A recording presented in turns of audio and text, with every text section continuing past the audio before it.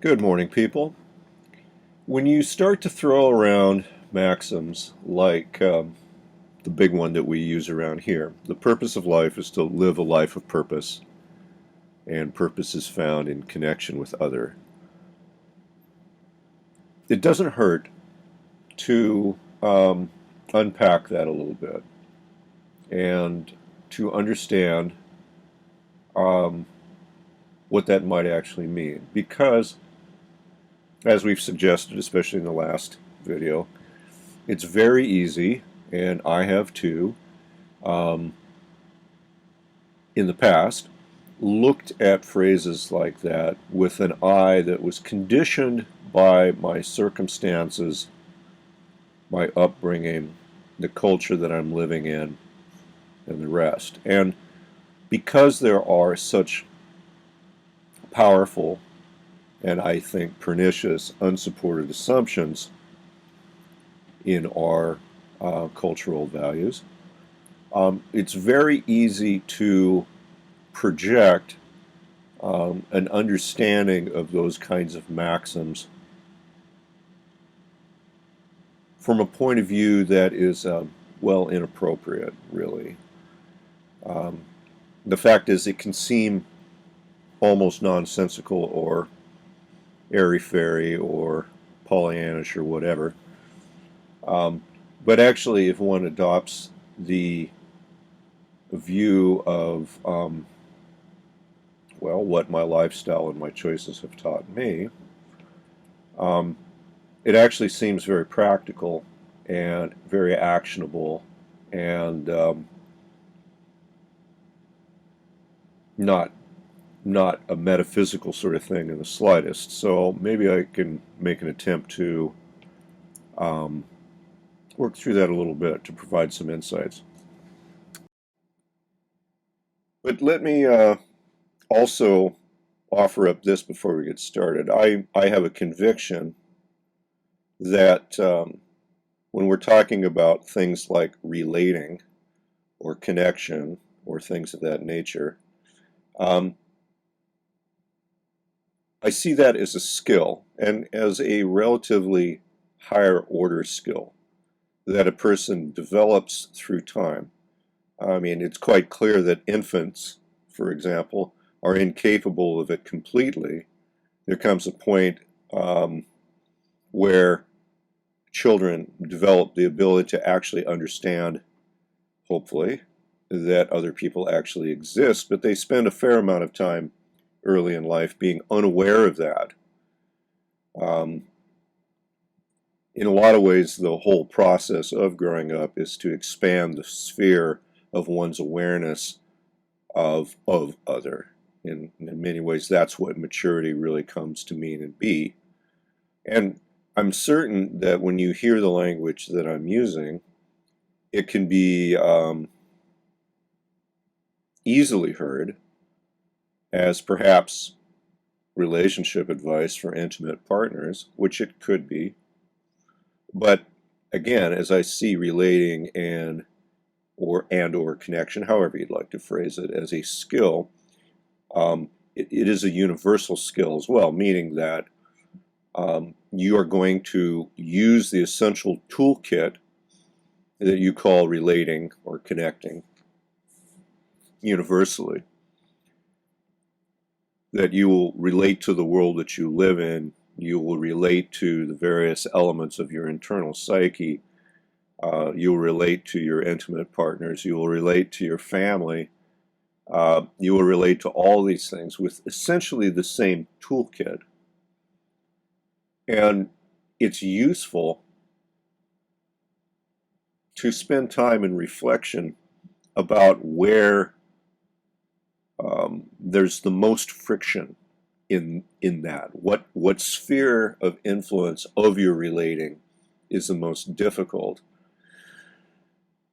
Um, because where it is weakest demonstrates to you how advanced your skill set really is. And the reason for that is important. It's like when we relate to other people, it's the weakest voice in their choir, so to speak, that sets the bar for the trust, which we can then extend to them to exercise intimacy, meaning that it really matters very little, say in the context of friendships. If you have a friend that is reliable 80% of the time, but the remaining 20% of the time, they're just complete jerks because you are aware of the fact that they have the capacity to be a complete jerk. And it's that really sets the bar for the trust that's available within the relationship, and then the intimacy that's possible within the relationship. You cannot be meaningfully intimate with people that you cannot trust. And the trust is predicated on the weakest attribute of a given person's ability to connect. No amount of being extra special nice after the fact makes up for the fact that you cannot trust a person because they go crazy on you. Certainly, from the point of view of a tit-for-tat transactional worldview, you're like, oh, well, I was a jerk to you yesterday, but I'll be nice to you today. Somehow that balances out. No, that's not how it really works. It's the crappiest thing that a person did to you that predicates your understanding of who they are. And that's useful because many of us have really crappy relationships, say, with the natural world, or perhaps internally, or perhaps other things. And when we identify that weakest, most abusive aspect of our nature, that can show for us how far we are along the path of developing the skill to relate. That's a useful diagnostic and worth thinking about and starting with. There's another potential misunderstanding here that probably should be clarified, and that's this. I'm not really in any way talking about altruism. Altruism is a idea that becomes pretty hard to defend philosophically anyway.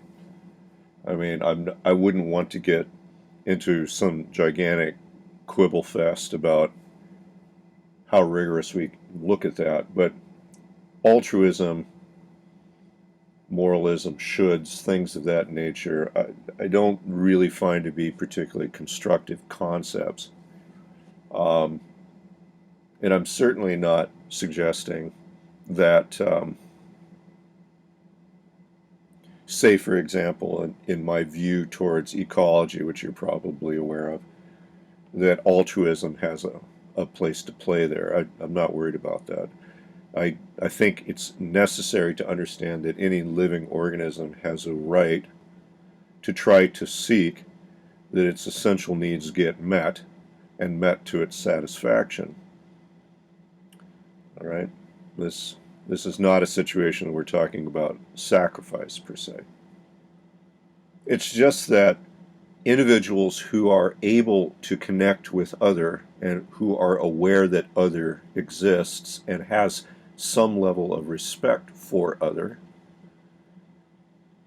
when one goes about seeking to have needs met, it matters a great deal as to what the motivation of the other is to meet your needs.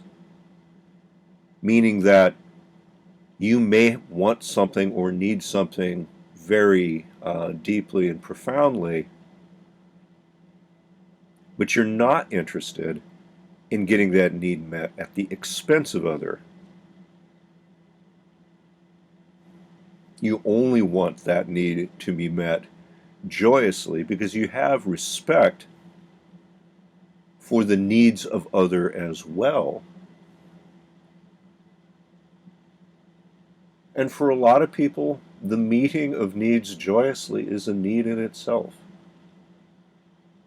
And you wouldn't want threat of punishment or compulsion or extortion to be part of it.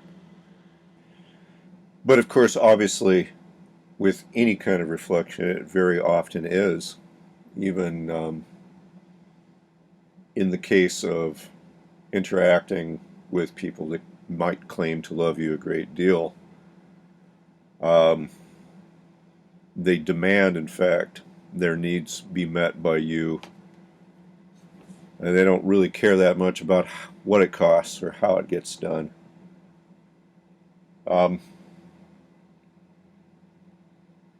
Well, that's not what I'm trying to describe here.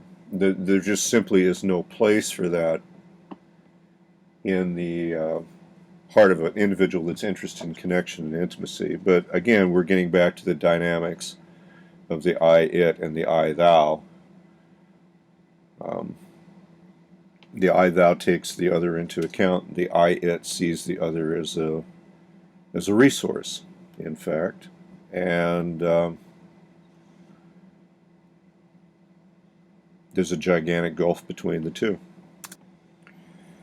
There's another interesting aspect here that should frighten us if we contemplate it, about the inherent dynamics of I, it versus I, thou relating.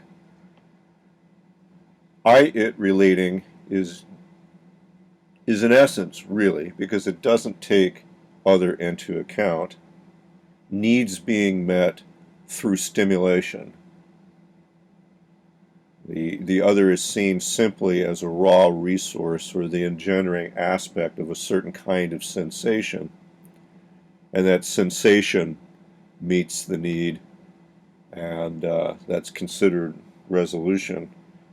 But there's a dangerous aspect to sensation in general, especially when sensation involves the meeting of needs, and that is that over time one builds a tolerance to the effectuality of the stimulation at a particular dosage or frequency. That the punch or the value that stimulation by itself delivers over time always grows weaker. And it takes more, and it takes more, and it takes more, and it takes more. And eventually, as in the case of addicts, very often the dosage or the intensity of the stimulation that it finally requires to get really a relatively minor need met may be so large that the dosage might be fatal or impractical or impossible or something. To seek I-it relating, to seek needs being met through stimulation unconscious of other, well, it is an inevitable cascade. It is a path towards not getting needs met at all. But if needs are being met through intimacy rather than stimulation, where the relationship between the giver and the receiver is elevated, where trust is continuously built, there is no ceiling to needs being met through intimacy. In fact, over time they only get met in a manner that is more complementary and more satisfactory. Relationships that are predicated on I, it, and the sensory meeting of needs are destined to fail at some point. And while all relationships are necessarily temporal, there is no reason where relationships that are based on intimacy or I-thou cannot continually develop over time into deeper and more profound ways of relating and or need meeting.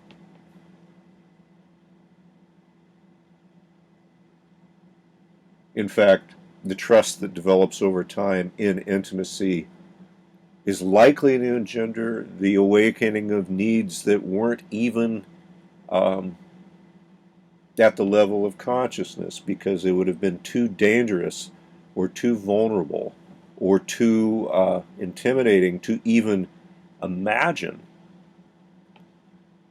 that some needs might ever be met by other. But again, there's a tremendous gulf between both paths, and each has an end trajectory, and they are very far apart. The purpose of life is to live a life of purpose, and purpose is found in connection.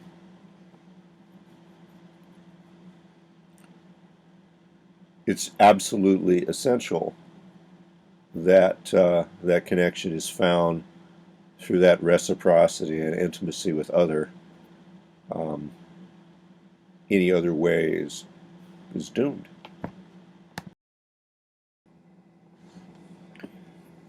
So there's some points to ponder.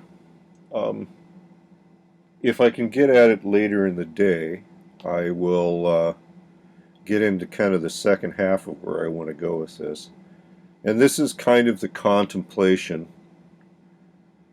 of, I hate to use the term, but I guess I go ahead and will, the metaphysical aspects of this kind of thinking, because there are um, consequences, I guess we could say, that arise from thinking along these lines that can reach towards what some people might have historically considered to be metaphysical concerns. I mean, obviously, Martin Buber did. I don't think his argument is particularly convincing, in fact, but noteworthy. I think there's actually more important and relevant conclusions to be drawn, but they require consideration in their own right. So if I can kind of get some chores done today, I'll see what I can do with that, or maybe tomorrow. Um, but at any rate, my attempts here are to try to take these concepts that can seem relatively abstract and move them completely towards something that is actually quite practical and, in fact, actionable, because if it is not, and it remains wholly abstract, well, I'm not sure it's even worth putting the time in to think about much at all. So there you go. A couple of quick thoughts. I've got reasonably good weather here again on the river today, so I'm going to try to get some projects done. Uh, got some plans for some adventures coming up, so got to make it happen. I hope that stuff's useful. Cheers, people.